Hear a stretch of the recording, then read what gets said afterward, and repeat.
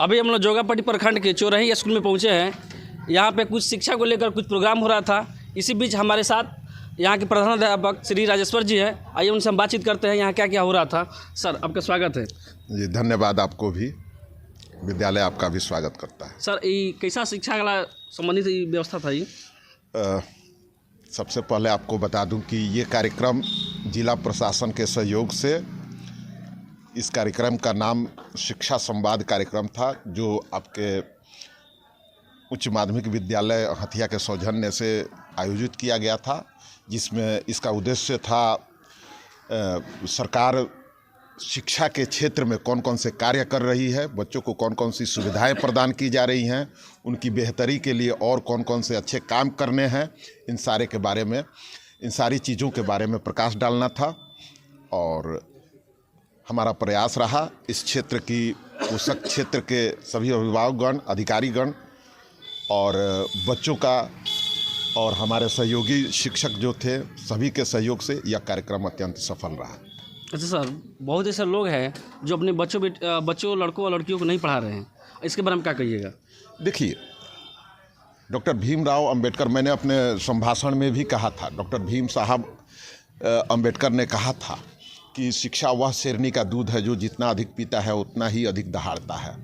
निसंदेह शिक्षा सबको देनी चाहिए, हर गार्जियन, विशेषकर ये रिमोट एरिया है जोगापट्टी का, शिक्षा का प्रसार प्रचार कम है। ये मेरे लिए बहुत दुख की बात है, लेकिन मेरे लिए एक मेरी कर्मभूमि भी है। पिछले 8 वर्षों से मैं यहाँ कार्य कर रहा हूँ और मैं इस क्षेत्र की जनता को लगातार प्रेरित करते रहता हूँ। आज भी मैंने ये बात कही है कि शिक्षा का उद्देश्य केवल नौकरी प्राप्त करना नहीं होता है, बल्कि जीवन का सर्वांगीण विकास करना होता है। और निसंदेह मैं एक बार पुनः आपके माध्यम से, आपके चैनल के माध्यम से मैं ये बात कहना चाहूँगा कि इस क्षेत्र की जनता शिक्षा में अपनी रुचि दिखाए और अपने बच्चों को आगे बढ़ने का मार्ग प्रशस्त करें। सर, एक और बात, यहाँ पे बच्चों को पढ़ने के लिए लाइब्रेरी की व्यवस्था नहीं है, उसके बारे में क्या कहिएगा? जी, आपका प्रश्न एकदम जायज़ है। कहना ये है कि 2020 में इस स्कूल की स्थापना हुई, उच्च माध्यमिक विद्यालय हथिया की। विद्यालय नया है, संसाधन विहीन है, फिर भी इस विद्यालय को जो भी मेरे पास जो फंड आता है, समग्र शिक्षा अभियान, उससे इस साल मैंने प्रयास किया है, चूँकि 6 महीना ही हुआ है मुझको प्रभार मिले हुए, उस पैसे का मैंने अधिकतम दोहन करने का विचार किया है और इसमें मैं लगा हुआ हूँ।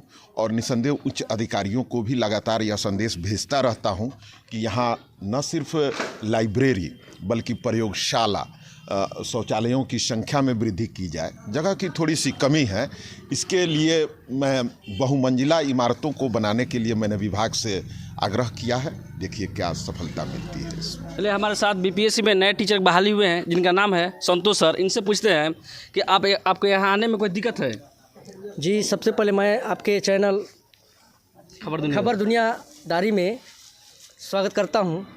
और जैसा कि आप पूछे थे कि यहाँ आने में कोई दिक्कत है, तो मुझे तो शुरू में लग रहा था कि देहाती क्षेत्र है, लेकिन हाँ, एक बात है, ये बहुत अच्छी बात है कि रिमोट एरिया में हमारा ज्वाइनिंग हुआ है और हमें ग्रामीण क्षेत्र के बच्चों से मिलने जुलने का, जो अपना शिक्षा आदान प्रदान करने का मौका मिला है, इसके लिए मैं काफ़ी खुश भी हूँ। सर, एक और बात, बहुत सारे लोगों का विचार आता है कि जो सरकारी स्कूल में जो टीचर पढ़ाते हैं वो लोग प्राइवेट में बच्चों को पढ़ाते हैं, तो आप लोग ऐसा है नहीं कि आप लोग से भी आग्रह है कि कम से कम अपने बच्चों को प्राइवेट में ना भेजकर सरकारी में भेजिएगा? जी, इसके लिए तो हम लोग पूरे प्रयासरत रहते हैं, पूरी हमारी कोशिश रहती है, हमारे ही नहीं बल्कि हमारे पूरे इस उच्च माध्यमिक विद्यालय हथिया साथ में चौरही विद्यालय का भी पूरा सभी शिक्षकों का भी इसमें रुचि रहता है कि हम लोग पूरे तन मन से काम करें। और सरकारी पे जो लोगों का पहले से भरोसा था कि ना सरकारी स्कूल के विद्यालय के जो बच्चे होते हैं कमज़ोर होते हैं, सरकारी स्कूल के सर लोग नहीं पढ़ाते हैं, लेकिन अब वैसा सिचुएशन नहीं रहा है। सारे लोग, हमें लग रहा है कि कर्तव्यनिष्ठ है, सभी लोग काम कर रहे हैं अच्छे से। देखिए, सर का सीधे सीधा कहना है कि अब ऐसा नई व्यवस्था रह गया है, जो सरकारी में पढ़ा रहे हैं उनका भी बच्चा अब सरकारी स्कूल में पढ़ रहा है। आपके द्वारा बताया गया कि सरकारी विद्यालय में सरकारी शिक्षकों के बच्चे क्यों नहीं पढ़ते हैं, मैं आपको आपसे अनुरोध करना चाहता हूं कि यह विद्यालय इस चीज़ में भी आगे बढ़ चुका है।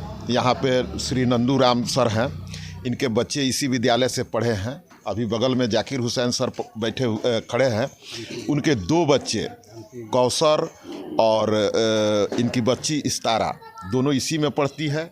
रामाशीष राम सर है यहाँ पे, उनके बच्चे भी यहाँ पढ़ते हैं।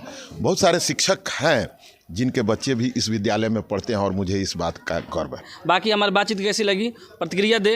यूट्यूब पर देख रहे हैं तो सब्सक्राइब करें और फेसबुक देख रहे हैं तो पेज के फॉलो करें। धन्यवाद।